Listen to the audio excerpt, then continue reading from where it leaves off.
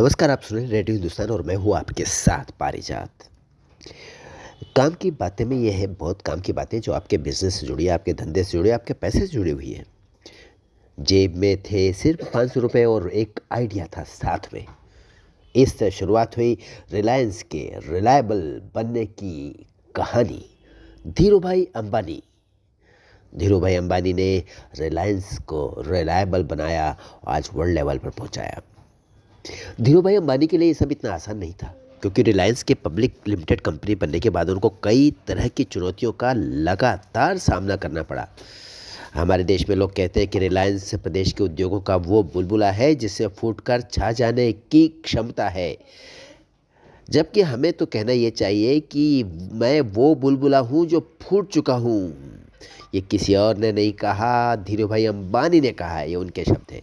एक press conference के दौरान उन्होंने मुस्कुराते हुए ये बात कही थी। धीरूभाई अंबानी को लेकर कई लोगों का कहना है कि ये उनका एरोगेंस था। उनको लेकर कुछ लोग कहते थे कि उनकी रफ्तार थमने वाली है। लेकिन हुआ क्या? आज रिलायंस जिस मुकाम पर है उसे यहाँ तक पहुँचाने के लिए धीरूभाई अंबानी ने बहुत सारी चुनौतियों का सामना किया है। साल 1958 में धीरूभाई अंबानी ने 15,000 रुपए की एक छोटी सी रकम के साथ रिलायंस कमर्शियल कॉरपोरेशन की बड़ी शुरुआत की, जो इनका पहला बड़ा वेंचर था। इसके बाद धीरूभाई ने 1966 के साल के दौरान अहमदाबाद के नरोदा में 15 लाख रुपए से रिलायंस टेक्सटाइल की शुरुआत की। धीरूभाई अंबानी का जन्म 28 दिसंबर 1933 को जूनागढ़, गुजरात में चोरवाड़ के एक सामान्य परिवार में हुआ था। आर्थिक स्थिति अच्छी नहीं थी, इस कारण धीरूभाई केवल हाई स्कूल तक की पढ़ाई कर पाए थे। इसके बाद उन्होंने पढ़ाई छोड़ दी और छोटे मोटे काम करने शुरू कर दिए। उनकी इच्छा थी कि एक जीप खरीदी जाए, लेकिन एक दिन उन्होंने रिलायंस जैसी कंपनी खड़ी कर दी। जब वे 16 साल के थे, धीरूभाई अंबानी तो यमन, जानते ना, यमन एक कंट्री है, यमन के एक शहर चले गए, वो एडन, घूमने के लिए। जी हाँ, यमन। वहाँ उन्होंने तेल का कारोबार करने वाली एक फ्रेंच फर्म में क्लर्क के तौर पर नौकरी भी शुरू कर दी।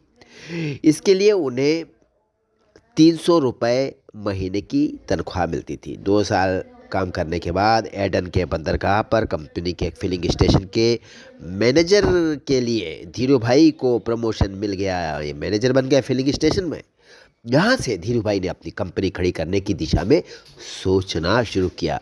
भारत वापस आ गए और जेब में 500 रुपये लेकर उन्होंने अपने सपनों को परवाज़ दी और पहुँच गए सपनों के शहर मुंबई।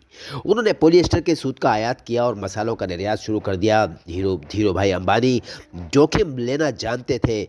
वो जिस काम में हाथ लगाते थे वो सफल हो जाता था।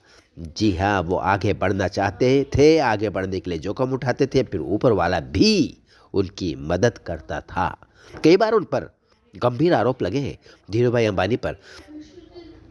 आप सोचेंगे बहुत आसानी से सब कुछ हो गया। जी नहीं, धीरूभाई अंबानी के लिए ये सब कुछ इतना आसान नहीं था, क्योंकि रिलायंस के पब्लिक लिमिटेड कंपनी बनने के बाद उनको बहुत सारी चुनौतियों का सामना करना पड़ा। हालांकि कारोबार चल निकला, लेकिन यहाँ वे कानून तोड़ने के आरोपों में घिर गए। इसके बाद धीरूभाई अंबानी ने तमाम आरोपों को बेबाकी से सामना किया। तमाम आरोपों का उनका दावा था कि वे अपना हर काम बेहद ईमानदारी के साथ करते और इसको लेकर वे सीना ठोककर दावा किया करते थे, बेबाकी से जवाब देते थे। धीरूभाई अंबानी पर कई बार ये आरोप लगा है कि सरकार से नज़दीकी बनाकर उन्होंने लाइसेंस हासिल किया है। इसके जवाब में धीरूभाई अंबानी ने बहुत शानदार तरीके से कहा कि सरकारी तंत्र में अगर मुझे अपनी बात मनवाने के लिए किसी को सलाम भी करना पड़े तो मैं सोचूंगा नहीं, 2 बार कर लूँगा सलाम। तमाम उतार चढ़ावों और चुनौतियों के बीच में रिलायंस ने भारत में औद्योगिक क्रांति का एक महत्वपूर्ण अध्याय लिख डाला, इतिहास लिख डाला, और इसका श्रेय किसको जाता है? धीरूभाई अंबानी को। चलते हैं, हम आपसे फिर मिलेंगे काम की बातों में। तब तक करते रहिए काम और सुनते रहिए रेडियो हिंदुस्तान और बोलते रहिए जय श्री राम। पानी बचाइए, सबको सिखाइए, पेड़ लगाइए, सबको सिखाइए। राम राम।